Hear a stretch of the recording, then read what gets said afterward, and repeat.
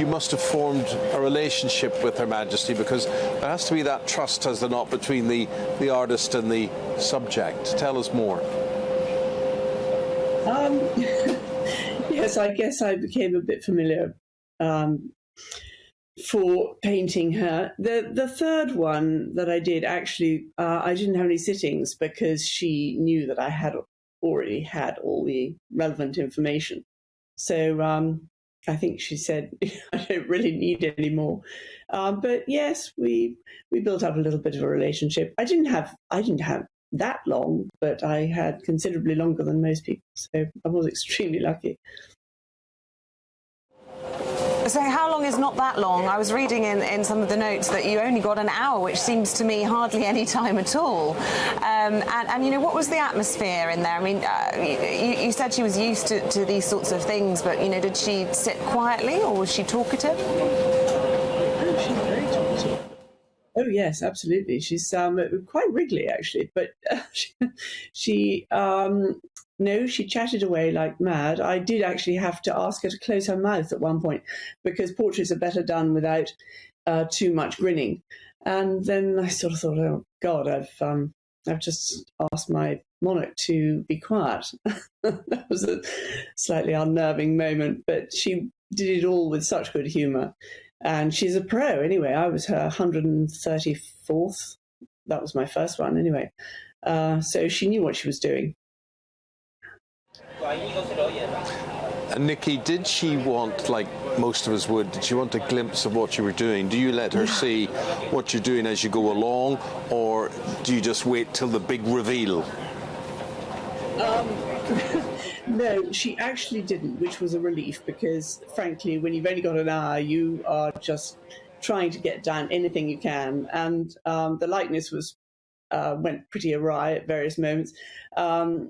And of course, you have to do an awful lot of it from photographs.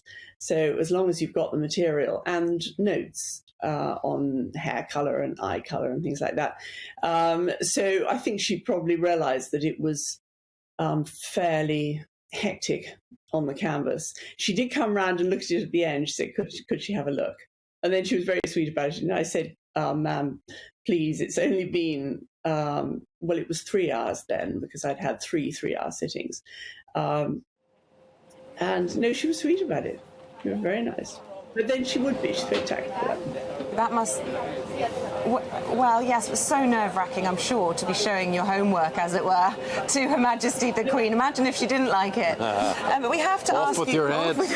Yeah, I'm sure in the past those sorts of things did happen. But tell me this, a new photograph has been released of Her Majesty the Queen, and it was supposed to commemorate her Platinum Jubilee, but it will be the last one that's ever released by Buckingham Palace. What do you make of the value of these kinds of photographs compared with the sort of artist portraits that you do? I mean, quite different, but both have their own values, I suppose. Well, it's an enjoyable picture, and it's got her absolutely infamously wonderful smile, which we all love so much. And she did have this wonderful way of smiling so the sun came out. I mean, it literally just beamed over everything in the room. And unfortunately, with portraits, it's really much better not to go down the teeth route. And so also I was painting for various institutions, and I was really painting the monarch, you know, the head of state, her in the most formal part of her role, really.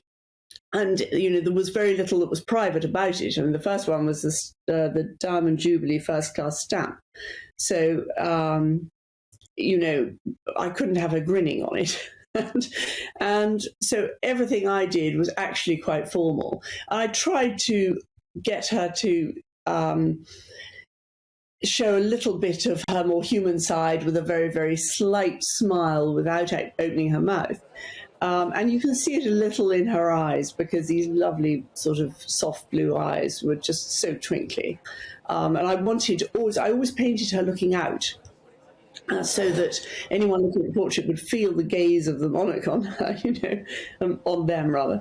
But it was generally a formal portrait. So whereas photographs are often much more relatable in a way, because they can grin away, and how lovely is that? My job was more, or I felt my job was just more to illustrate her as the head of state, and she was in her garter robes. What a good job you did.